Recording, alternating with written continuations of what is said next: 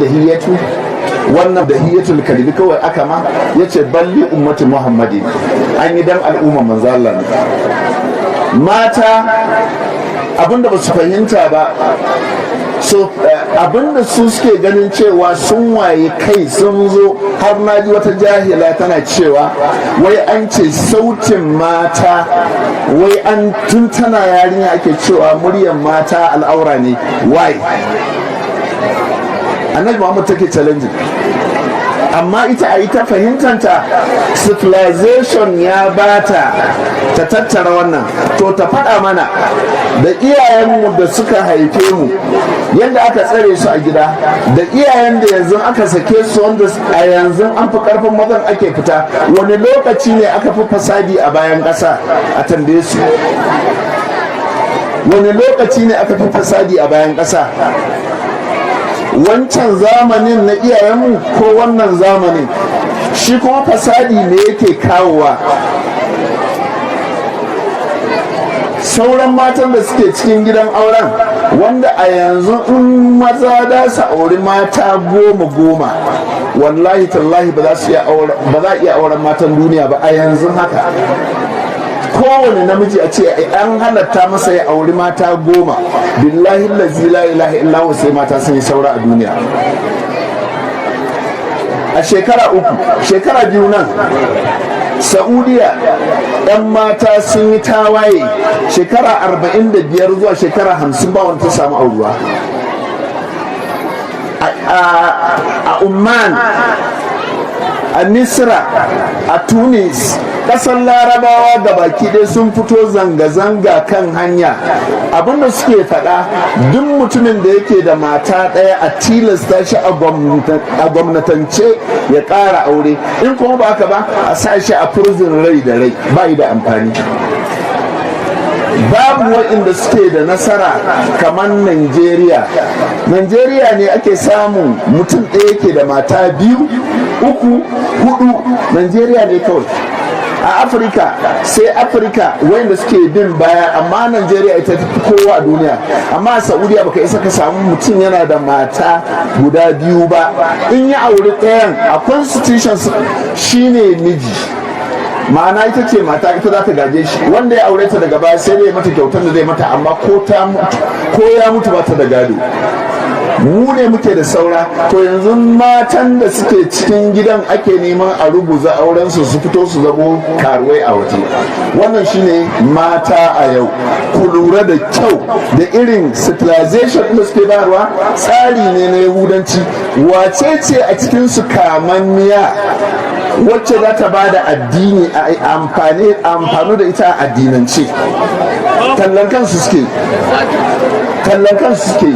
Wace ce wacce take kamila ce, shekara nawa ta yi aure, me ta zauna a cikin auren wanda matanmu ma sun fi su, domin mun zauna da mata wanda muka yi shekara 35, 30 da wani abu ba su taɓa yaji ba. Su a wani level za su faɗawa Allah a level ɗin da suke?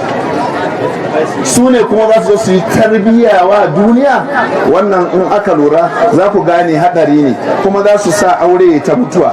Idan aure ya mutu to fasikanci kuma ya karu. Saboda haka Allah ya kiyaye mata, ku kiyaye. Bala'i ne. Abu guda 2 ne aka turo a gidan wannan tibin shekara 7 kenan. Na farko an turo mana no masji, an turo mana shi, ya wargaza dukkan samari, kuma duk cikin gidan ba wanda ake biyan shi salari kamansa. Yanzu kuma ba wanda sake samun salari kaman wannan mata a yau din. In kuka tambaya za ku ji in ana biyan ma'aikatan 70,000 ne, wallahi kowace ɗaya daga cikin ta bata 120 ko fiye da haka. Aikin kuɗi ne, amma rusa addini ne, ba addini ba ne. Amma wanda ya yarda to ya tabbatar fa ya hau keken bera, kuma sauran abin da zai biyo baya Allah ya kiyaye. Domin barnan da za su yi na ɗan ƙanƙanin lokaci ko masu shirin fim wallahi ba su yi ba. wallahi tallahi, amma ba za ku gane ba saboda yadda suke tsarin an cire constitution na rabbul izzati ne ana kawo constitution ɗin duniya a yi amfani da shi. Sai ku tambaye su a aurensu a wani sharadi aka ɗauka aurensu in suka yi ko in 'ya'yansu za su yi aure a sharadin constitution ɗin Najeriya ake ɗauka ko kuma constitution ɗin rabbul izzati na ubangiji. To na ubangijin fa ake neman a cire yanzu. Manzala mace ta zo ta ba wa manzala shawara, ya rasulullahi fulanin yuhadibu ne wa fulanin yuhadibu ne wa fulanin yuhadibu ne, wane yana nema na wane ma yana nema na, mutane uku ta kawo wajen manzo Allah. Abinda manzo Allah sallallahu alaihi wasallam yace wa fulanun ma zala asahu ala katfihi, wane bai gushe ba matafiyi ne, wa fulanun daribun, wane kuma mai duka ne, inji manzo Allah. Yace wa ammal fulanu su'ulukun, amma wane ba shi da kuɗi za ku zauna lafiya da shi. To inda kuke tsarin da su suke tsarin wai a yi aure a zauna da mata ta kawo wani ba'arin wani abu, namiji ya kawo wani ba'ari, wai a haɗu a taimaki juna. Wannan taimako ka'idansa a wajen Allah ba haka bane. Ba haka bane. Mata ko miloniya ce in ta mutu to miji shi zai sayi likafani a addinin musulunci. Kuma wata mata ce ta samu darajar da matanmu na musulmai suka samu. Komi arzikin da Allah ya yawa sayyidatuna Maryam mahaifiyan annabi Isa shi Allah ya muku. Anna laki haza, a ina kika samu wannan? ita ce huwa min indillahi inna Allah yarzuqu man yasha'u bighairi hisabi.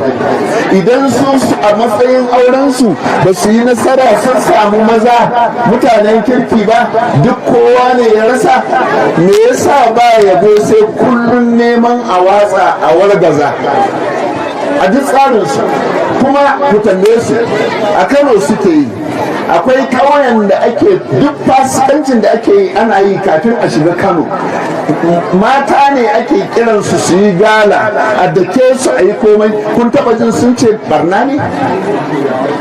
Sai dukan sai wani ya mari matarsa, an samu wannan hargitsin. Wannan ne kullum abin kallo.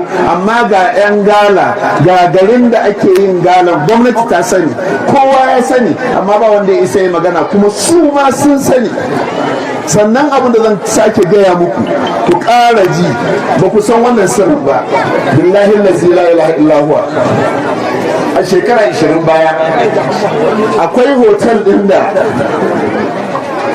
a ƙasan Yahudawa kawai ake, amma yanzu hotel din a shekara 10 yana Lagos. Yanzu hotel din a yanzu shekara 4 bayan nan yana Jos. Hotel din mata tsirara suke shiga, billahi lazi la ilaha illa huwa. Duk matar ta wuce, yarinyar ta wuce shekara 18 ba ta shiga, kuma naira 200 ne ake shiga, da namijin da macen da namijin dukkan tsirara suke shiga. Billahi lazi kuma akwai shi a garin nan. Sun taba cewa wannan kafirci ne ko illa ne? Saboda haka akwai iskanci a ciki. Saboda haka wanda Allah ya rufa mar asiri ya kiyaye, ya tallafa, ya kyautata a je lafiya. Wanda kuma ya ce a'a ga fili ga doki, sai mutum ya fara ya gwada ya ga shin akwai ci ka ja da annabi Muhammadu. Su ma kwanan nan da aka ɗauke su sun fara kafa abin ko, to ba za su daɗe ba. Ka'idan yahudanci za a kawar da su don sun tsufa, a kawo waɗansu yara kuma su yi ta ƙoba. Haka ka'idan ba yahudi yake, kuma hakan za a yi. Suna ji suna gani, ba sai sun mutu ba Allah zai kunyata su. Ku kiyaye in kun ji wanda bai gani, wanda bai ga laifi ba ne, bismillah ya sa kansa akan civilization, ya fahimci addini, ya fahimci duniya. Amma ni na faɗa jahilai ne. In kuma sun isa su gayyace ni, in sun gayyace ni taron, wallahi billahi azim tambaya kawai zan musu, wallahi ba wanda ya ba da amsa, saboda ba san addini ba. Wanda kuma suke kawowa ba malamai suke kawowa ba, sai su je su kawo wanda ya haladu amalan salihan wa akara sayi'a. Saboda haka mata ku kiyaye, ku kiyaye, ku lura da yaran ku, kuma Allah ya ba mu albarkan alqur'ani.